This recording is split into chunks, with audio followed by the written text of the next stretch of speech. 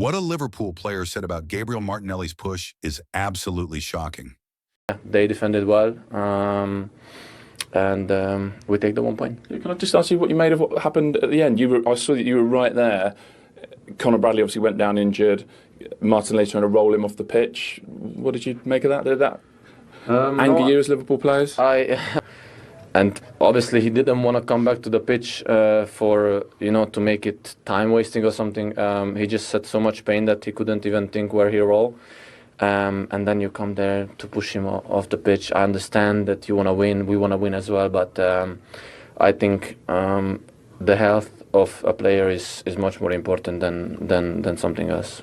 Take a look at what manager Mikel Arteta said after the match against Liverpool. Well, obviously, we wanted to win the game. Unfortunately, we didn't manage to do that. In the first half, we were much closer to that with the amount of situations and the spaces that we arrive into. And normally, you have to pick somebody in the box and it's a goal. And we had much more domination. In the second half, we struggled to dominate the game more through two things. One, because we gave some very unnecessary balls away, very unlike with us, and that didn't allow us to travel together as a team. And when you don't do that, you are not compact, and they start to drop everybody behind the ball and through the midfielders back without having any presence in the box, obviously, but they have the ball without really, because I don't think they had a single shot on target tonight. But you struggle more to dominate the game and to be a threat in the opposition box. You mentioned there that in the first half, kind of those passes where someone should have been. Is that a problem with the passes? Movement, or is it? No, the movement was there, the arrival was there, the plays were there. There are two or three that they come across, and we need to occupy a space that we didn't occupy it to score the goal. But in many other occasions, the situation was there. But against Villa, we were excellent at that, and every time we do that, and that's why you win those big matches. And today we missed that. But with missing that, at least we were so disciplined that we didn't concede absolutely anything about the champions. Alex, BBC. Hi, Mikel. Hi.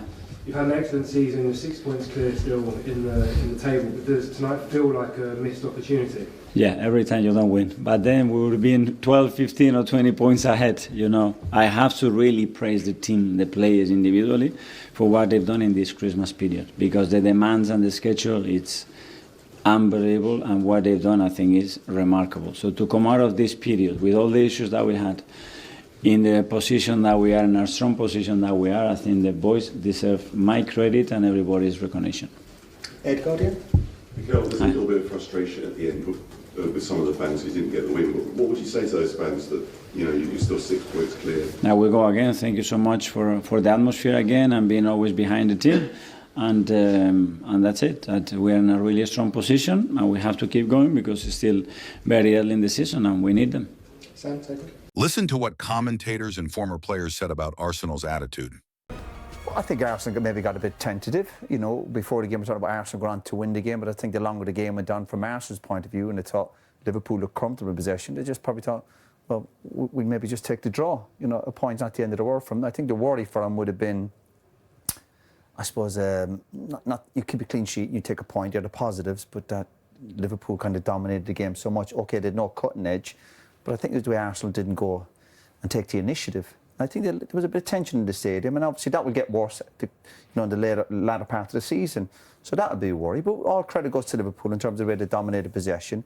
Now, usually when you sit in, when I was watching Liverpool the first half, when Liverpool win it back, they weren't looking to break quickly. They were just looking to control the ball and kind of take the energy out of the stadium, which they've done perfectly well. The only disappointing thing from Liverpool is we just saw the stats there. No real cutting edge, didn't have enough quality.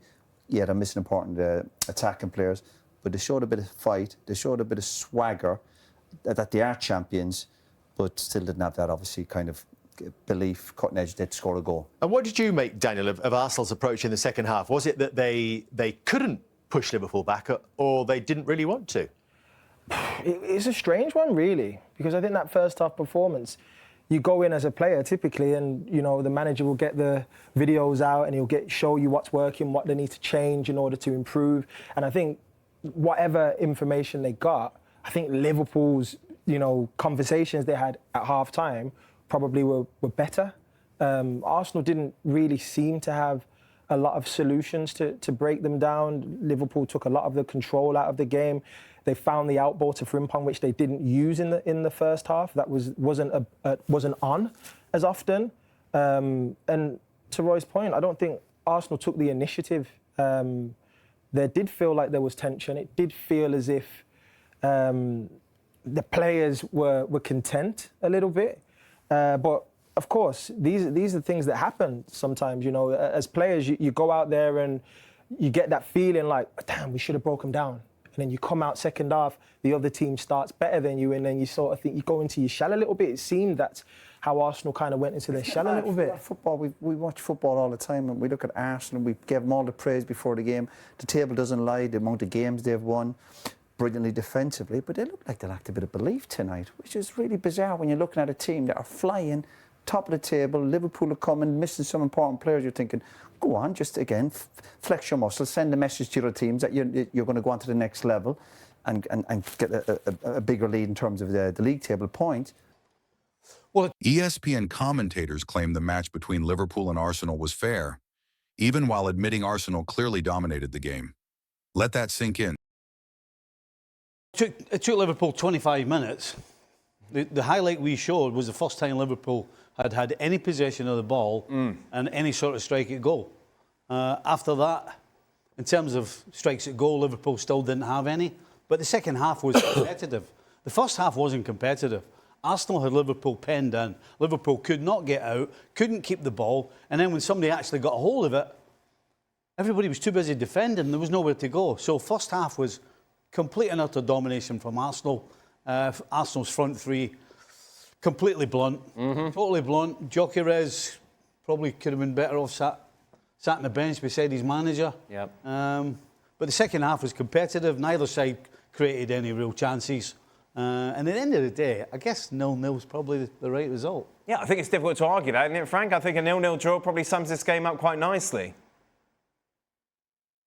Yes, exactly. I would have never thought that, you know, after the first half.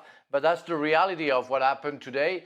And if Arsenal were very dominant, as Stevie alluded before, Liverpool showed their strengths in the second half, and it needed, I think, Gabriel Jesus' header and the 88th minute for Arsenal to have a chance in the second half. So it says a lot about the fact that Liverpool, if they park the bus in a way the first half, they try something in the second half. So the result is only fair for me. Arsenal did something to Liverpool that not many teams have been able to do this year, which made them actually look pretty decent defensively.